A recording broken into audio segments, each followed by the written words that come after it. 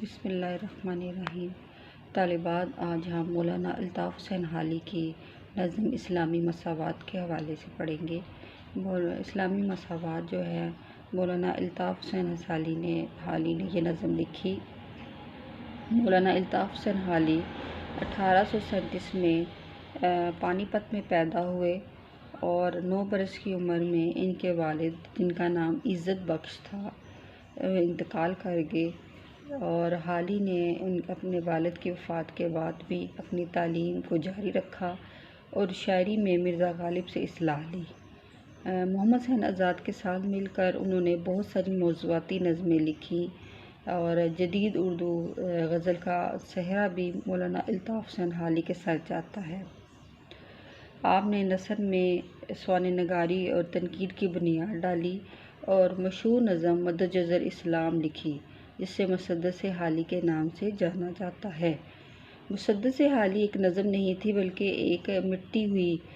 مسلم تہذیب کا نوحہ تھی، جو ایک مدت تک مسلمانوں کے گھروں میں شوق سے پڑھی جاتی رہی۔ حالی کا طرز تحریر عام، سادہ فہم اور مدلل ہے۔ ان کے کلام میں تنوع اور وسعت نظر آتی ہے۔ انہوں نے روایتی خیالات سے جدید خیالات کی طرف قدم بڑھایا ہے۔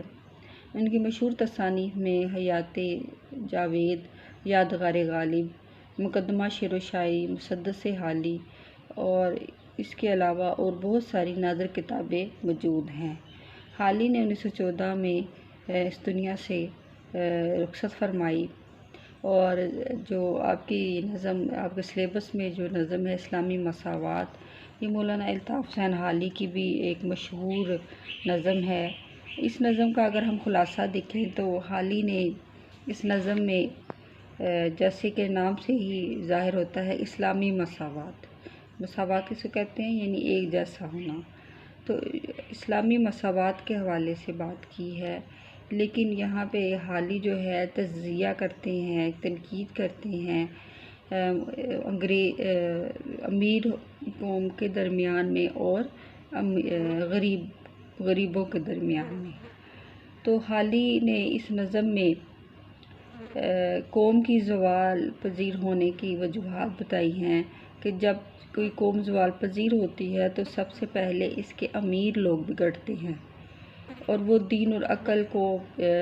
پیچھے ان کو کر کے وہ محتاجوں اور غریبوں کی آہذاری سے ان کو کوئی غرض نہیں ہوتا، اور وہ موت تک یہ روش اختیار رکھتے ہیں۔ انہیں عوام کی بھوک اور غربت کا کوئی احساس نہیں ہوتا، چونکہ وہ خود خوشحال ہوتے ہیں، اس لیے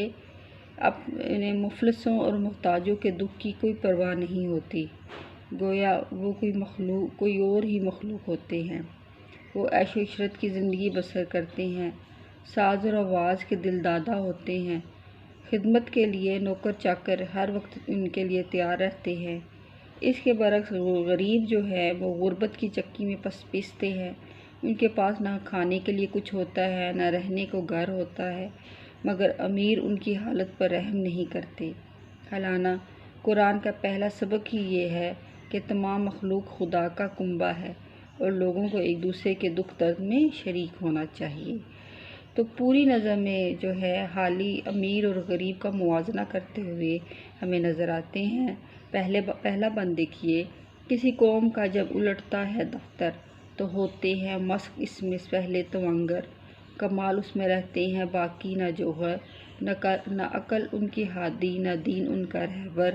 نہ خود دنیا میں دولت، نہ عزت کی پرواہ، نہ عقبہ میں دوزخ، نہ جنت کی پرواہ۔ کسی قوم کا جب الٹتا ہے دفتر یعنی کہ اب کسی قوم پر زوال آتا ہے تو ہوتے ہیں مسخ یعنی بگڑتے ہیں ان میں پہلے توانگر امیر لوگ، کمال ان میں رہتے ہیں باقی نہ جوہر، کمال ہنر، جوہر خوبی،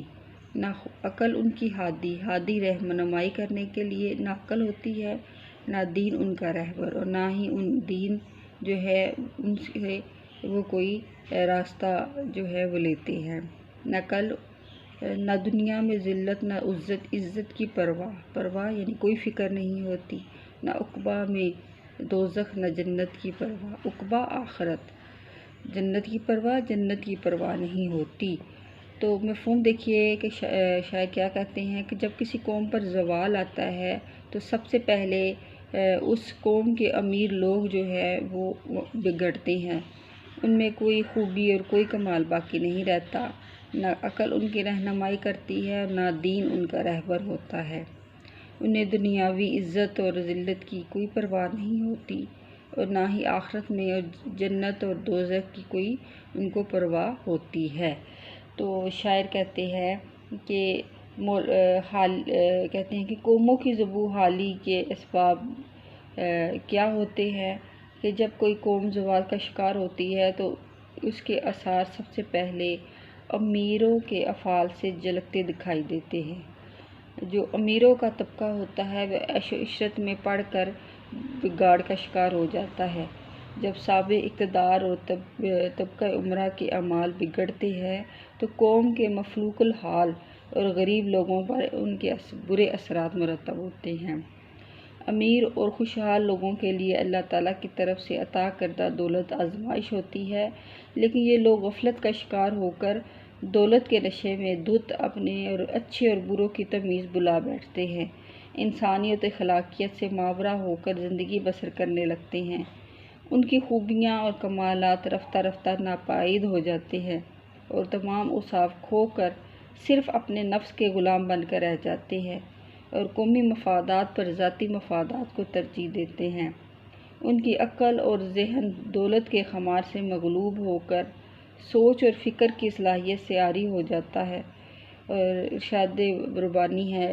کہ تمہارے مال اور اولاد آزمائش ہیں۔ تو یہ امیر لوگ یہ نہیں سمجھتے کہ جو دولت اللہ نے ان کو دی ہے وہ ایک آزمائش ہے، بلکہ وہ اس عارضی جاہ و جلال اور شان و شوکت پر مر مٹتے ہیں۔ انہیں کیا معلوم کہ قارون بھی جو اتنی بڑی دولت کا مالک تھا، خزانے سمیت زمین میں غرق ہو گیا۔ تو شاعر کہتے ہیں کہ امرا کا طبقہ جو ہے، امرا کا جو گروہ ہے وہ دولت کے نشے میں اتنا اندھا ہو جاتا ہے کہ انہیں عزت اور ذلت کی بھی کوئی پرواہ نہیں ہوتی اور مال و دولت اور دنیاوی شان و شوکت کو ہی وہ عزت کا معیار سمجھتے ہیں، جبکہ بے زر ہونے کے وہ ذلت اور رسوائی سمجھتے ہیں۔ اس لیے ناجائز ذرائع سے دولت سمیٹنے کو عار نہیں سمجھتے اور انہیں اس بات کی پرواہ نہیں ہوتی کہ دنیا آخرت کی کھیتی ہے، دنیا میں کیے گئے اعمال کی جزا اور سزا آخرت میں انہیں ملے گی۔ برے اعمال کی سزا کے طور پر جہنم اور اچھے اعمال پر جنت کی نعمتوں سے نوازا جائے گا۔ وہ جنت اور جہنم کی پرواہ کیے بغیر شان و شوکت اور آسائشوں کو ہی جنت سمجھ بیٹھتے ہیں، جس کا نتیجہ یہ ہوتا ہے کہ وہ قوم جو ہے وہ زوال کا شکار ہو کر تباہی اور بربادی کی طرف چلی جاتی ہے۔ دوسرا شعر دیکھیے، نہ مظلوم کی آہ و زاری سے ڈرنا، ہوا و ہوس میں خودی سے گزرنا، سدا خواب غفلت میں بے ہوش رہنا، دم نزاع تک خود فراموش رہنا۔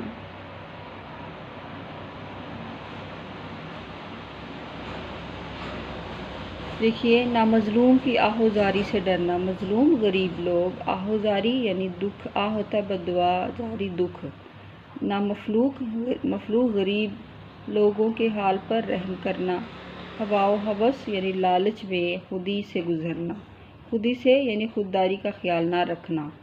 تیش میں جینا، نمائش پہ مرنا، تیش یعنی عیش و عشرت میں، نمائش یعنی دکھلاوے میں، سدا خواب غفلت میں بے ہوش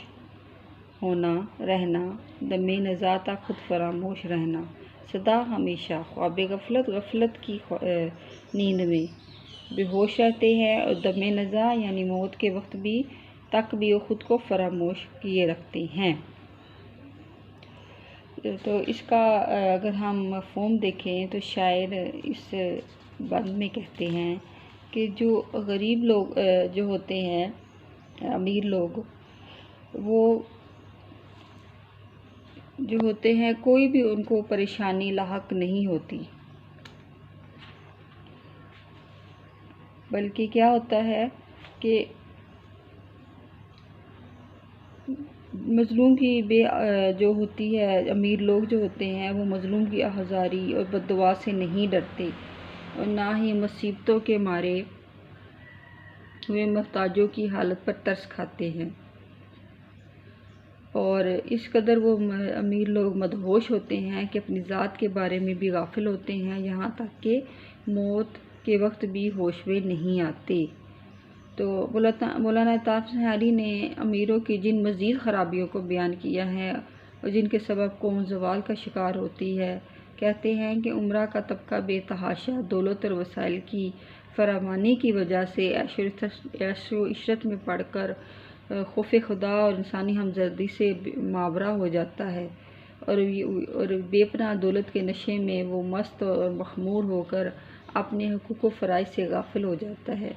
اس بات کا خیال نہیں رکھتا کہ ان پر انسانوں کے کیا حقوق ہیں، یعنی اگر اللہ نے ان کو دولت دی ہے تو غریبوں کا ان پر حق ہے اور ان پر ذمہ داریاں ہیں کہ وہ اپنے ارد گرد غریب عوام اور غریب لوگوں کا خیال رکھیں، لیکن کیا کرتے ہیں کہ جو دولت اللہ تعالیٰ نے ان کو دی ہے وہ دولت ان کو غفلت کا شکار کر دیتی ہے، وہ انتہائی بے دردی اور سفاکی سے غریبوں اور محتاجوں کو ظلم و ستم کر بیٹھتے ہیں، اور یہ بے رحم لوگ بے بس، لاچار، مفلس اور غربت کے مارے ہوئے لوگوں پر رحم نہیں کرتے، بلکہ دولت مندوں کے ستائے ہوئے یہ محتاج اور غریب لوگ آہذاری بھی کریں تو امیر لوگ پرواہ نہیں کرتے، حالانہ کہ غریب کی عرش کے درمیان کوئی فاصلہ نہیں ہوتا۔ یہ لوگ دولت کے نشے میں دھت ہو کر غریبوں کی حالت پر ترس نہیں کھاتے اور غریبی کو بھی وہ ایک عیب سمجھتے ہیں، اور وہ ہمیشہ جو ہے ایک غفلت کی نیند میں بے ہوش رہتے ہیں، اور یہ جو غفلت کی نیند ہے یہ ان کو کوئی بھی ان کو ہوش نہیں دلاتی، اور وہ مرتے دم تک جو ہے اس غفلت میں شکار ہوتے ہیں، اور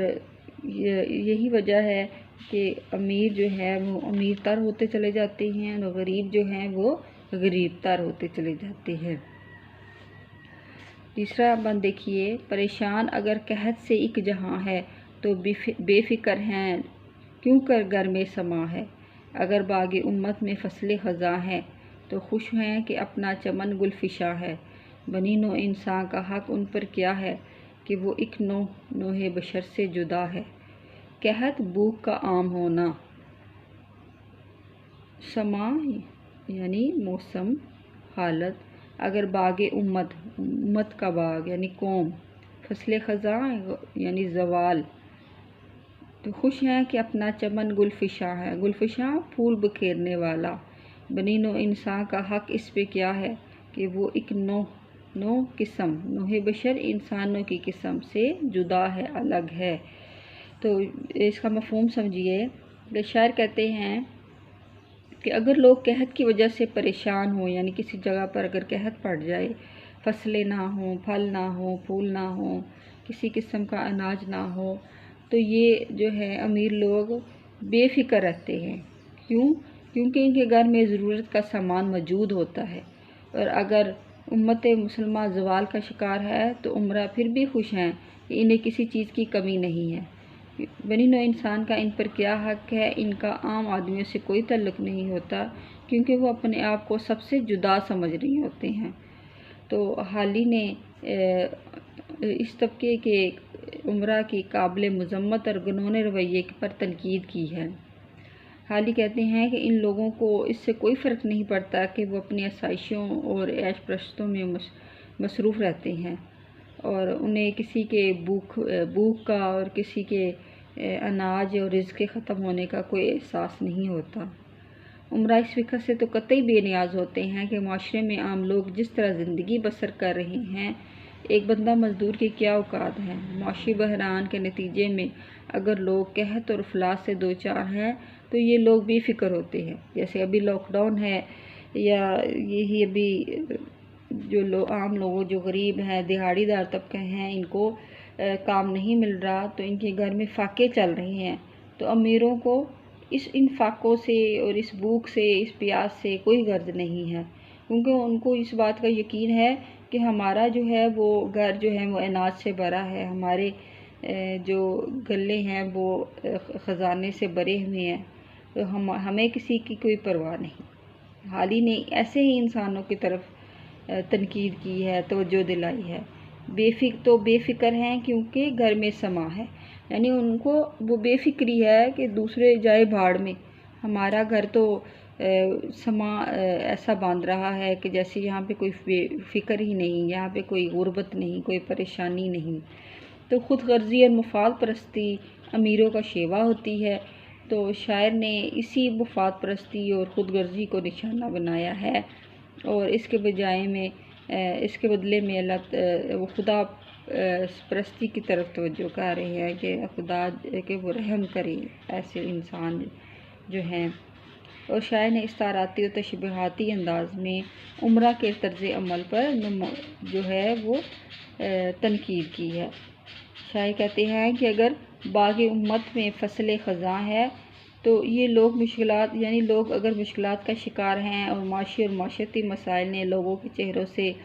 شگفتگی اور تازگی چرا لی ہے، جس طرح خزاں کے موسم میں درختوں کی رعنائی اور تازگی مرجھا کر رہ جاتی ہے، اور پھر بھی یہ لوگ اپنی بے نیازی کے رویے پر قائم رہتے ہیں کہ ان کی زندگی کا باغ تو اب بھی بہار کا منظر لیے ہوئے ہے، گل فشاں ہے، اور ان کی زندگی میں آسائشوں اور خوبیوں کی کوئی کمی نہیں ہے۔ یہی رویہ قابل مذمت ہے۔ انسان کو محض اللہ کی عبادت کے لیے نہیں پیدا کیا گیا، بلکہ خدا کی عبادت کے لیے تو فرشتے بھی موجود تھے۔ تو شاعر نے کہا ہے کہ انسان کو اللہ تعالیٰ نے اشرف المخلوقات بنایا ہے، تو اشرف المخلوقات اس لیے بنایا ہے کہ وہ بری نوع انسان پر رحم کرے، اپنے جیسے لوگوں پر رحم کرے، اور وہ اپنے غریب اور مساکین کی مالی اعانت کی ذمہ داریاں جو ان پر عائد کی گئی ہیں ان کو نبھائیں، لیکن امیر طبقہ اپنے فرائض سے غفلت برتتا ہے، اور غریب جو ہے وہ مصائب کی چکی میں پستا چلا جاتا ہے، مگر کون ہے جو ان کی مالی مدد کرے۔ اور اسی لیے شاعر نے ایسے لوگوں کو پتھر کہا ہے۔ شاعر کہتے ہیں، ایک سنگ ہے تیرے سینے میں دل اے ہم نفس، ایک سنگ ہے جس میں شرارہ کوئی نہیں۔ یعنی شاعر کہتے ہیں کہ پتھر کو بھی اگر رگڑے تو اس میں ایک چنگاڑی ابھرتی ہے، لیکن اے سنگ دل انسان کہ تو ایسا پتھر ہے کہ جس میں کوئی چنگاری نہیں، کوئی شعلہ نہیں، کوئی رحم نہیں، کوئی تیرے اندر جو ہے کسی کی رحم کے لیے شعلہ نہیں بڑکتا، تو تجھ سے تو وہ پتھر ہی بہتر ہے انسان جو اپنے اندر چنگاری رکھتا ہے۔ تو شاعر نے یہاں پہ امیر اور غریب لوگوں کا موازنہ کیا ہے۔ تو عزیز طالبات، آج کے لیے اتنا ہی کافی ہے۔ کل ہم مزید اس نظم کے اشعار کی تشریح دیکھیں گے۔ اللہ حافظ۔